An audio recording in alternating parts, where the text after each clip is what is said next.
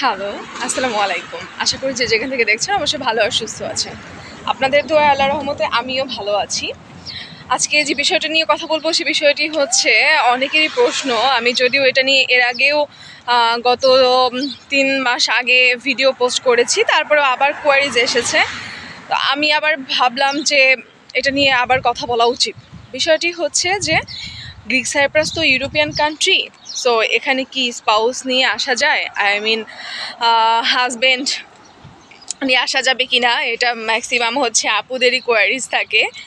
এবং কি আরেকটা আপুর কোয়ারিজ ছিল যে আমি কি বেবি নিয়ে যেতে পারবো কি না, সেই বিষয়টা আমি আজকে ক্লিয়ার করব, ঠিক আছে?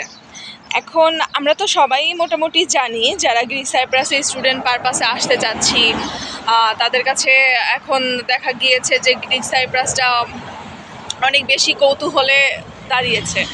এখন নেক্সট 2026 সালে সরকার ঘোষণা করেছে, আই মিন সাইপ্রাসের সরকার ঘোষণা করেছে যে নেক্সট 2026 সালে সেনজেন হয়ে যেতে পারে, ঠিক আছে? হবে এটা বলেছে, কিন্তু এই সেনজেন হবে এটা আরও বেশ অনেক দিন ধরেই কথা শোনা যাচ্ছে যে সেনজেন হবে, কিন্তু এখন পর্যন্ত যেহেতু হয়নি, যে পর্যন্ত না হবে সে পর্যন্ত আসলে বলাটা ডিফিকাল্ট। যেহেতু সেনজেন হয়নি এবং কি শুধুমাত্র ইউরোপিয়ান কান্ট্রি হলেই একটা কান্ট্রিতে কখনো স্পাউস অ্যালাউ করে না। এমন অনেক কান্ট্রি আছে যে সেনজেনভুক্ত কান্ট্রি কিন্তু তারপরেও স্পাউস অ্যালাউ নেই।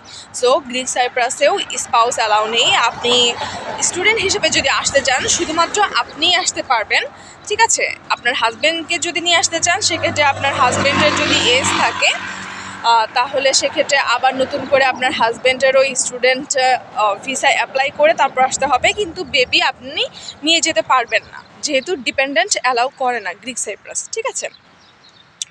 এখন বিষয়টা হচ্ছে যে সেনজেন যদি হয় সেক্ষেত্রে হয়তো বা রুলসটা ক্রিয়েট করতে পারে গভর্নমেন্ট, যে ডিপেন্ডেন্ট আই মিন বেবি নিয়ে যাওয়া, তারপরে হচ্ছে হাজব্যান্ড ওয়াইফ নিয়ে আসা, এটা করতে পারে। কিন্তু যে পর্যন্ত সেনজেস না হবে এবং কি যে পর্যন্ত গভর্নমেন্ট এটা রুলস ক্রিয়েট না করবে যে ডিপেন্ডেন্ট অ্যালাউ, সে পর্যন্ত এটা কখনোই পসিবল না, ঠিক আছে?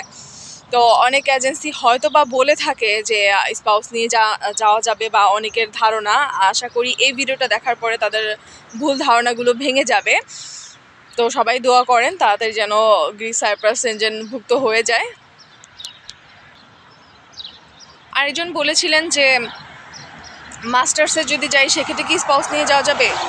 যেখানে আপনার হচ্ছে টোটালি স্পাউস গ্রিক সাইপ্রাসে অ্যালাউই না, সেক্ষেত্রে আপনি মাস্টার্সে আসেন বা ব্যাচেলারে আসেন, আপনি হচ্ছে কোনো ক্ষেত্রে আপনি স্পাউস আপাতত আনতে পারবেন না, এটা গ্রিক সাইপ্রাসের রুলস না। আসসালামু আলাইকুম, আল্লাহ হাফেজ, টাটা।